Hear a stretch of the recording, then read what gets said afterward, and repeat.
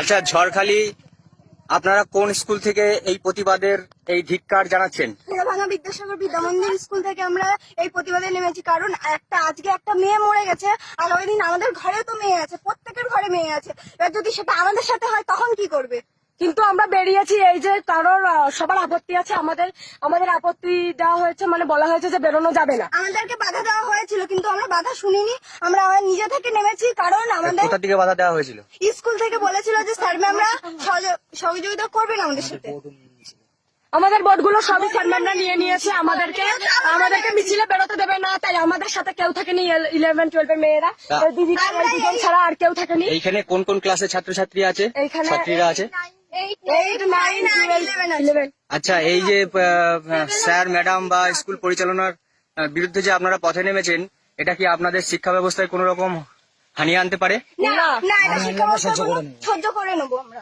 আচ্ছা, যদি কোন রকম পানিশমেন্ট দেওয়া হয় কিভাবে এটাকে মেনে নেবেন?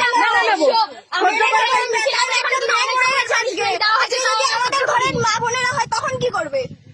আচ্ছা, এখানকার আপনারা যে পথে নেমেছেন, আরো তো স্কুলে অনেক ছেলে মেয়ে রয়েছে, তারা পথে নামেনি কেন? তারা নামেননি এই ভয়তে যে স্যার ম্যামরা বলেছে যে আমাদের স্কুল থেকে বড়বাবুকে আনা হবে এবং তোমাদের ধরিয়ে দেবে, তাই জন্য কেউ ভয়তে আসেনি।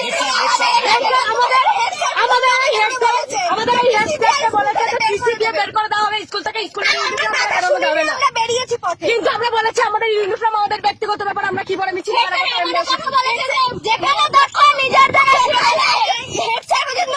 ইউনিফর্ম পরে মিছিলে নেওয়া যাবে না।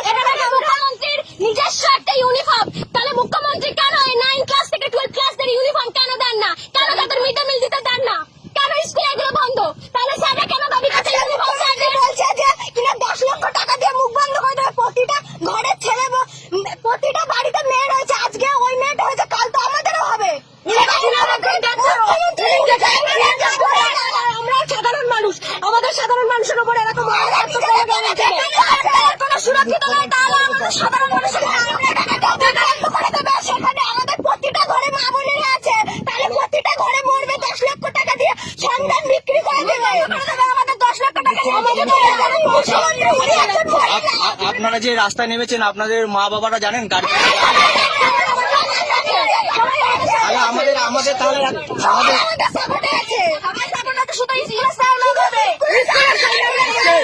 আজকে স্কুলের স্যার ম্যামরা আমাদের বানানো বোর্ড আমাদের বাইরের থেকে নিয়ে নিয়েছে, বলেন তাদের স্কুলের এরিয়ার মধ্যে, কিন্তু আমরা কোনো এরিয়ার মধ্যে। আজকে আমাদের স্কুলের হেড স্যার যে বলতো বিড়ি গাঁজা মদ সব খায়, সে আমাদের বলে যে তোমরা এগুলো করবে না।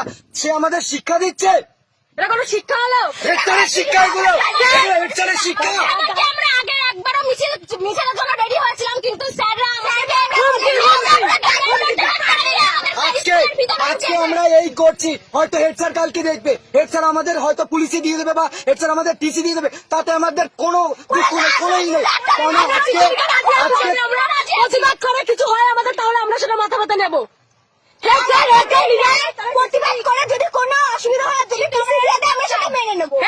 চাকরি নিয়ে টানি পরে যাবে বলে আমাদের মিছিলে বেরোতে দেয়নি, হেড স্যার ইউনিফর্ম পরে বেরোতে দেবে না। আর বড় কথা এটাই হচ্ছে যে মুখ্যমন্ত্রী বলে কি করে যে একটা মেয়ের এরকম হয়েছে, বলে যে যা হওয়ার হয়ে গেছে, আমরা তো 10 লক্ষ টাকা দিতেই পারি। তো একজন বলেছিল যে 10 কোটি টাকা দেবো, ও আমরা চাঁদা তুলে হলেও 10 কোটি টাকা দেবো, তখন মুখ্যমন্ত্রী কি বলবে? এই আপনারা যে পদযাত্রা বার করেছেন, এই যে আন্দোলনের সুরটা সব জায়গায় পৌঁছাবে, আপনারা বুঝতে পারছেন? ঠিক আছে, এটা অনেক দূর পর্যন্ত পৌঁছাতে পারে। আমরা তার জন্য বেরিয়েছি, সবাই জানুক আমরা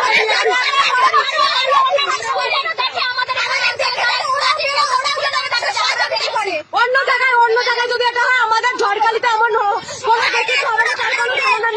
ঝড়খালিতে হতে পারে, প্রতিটা বাড়িতে মা বোনেরা আছে, তাদের আমাদের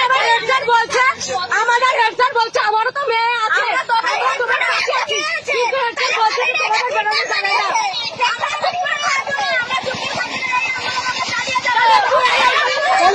চালিয়ে যাবো।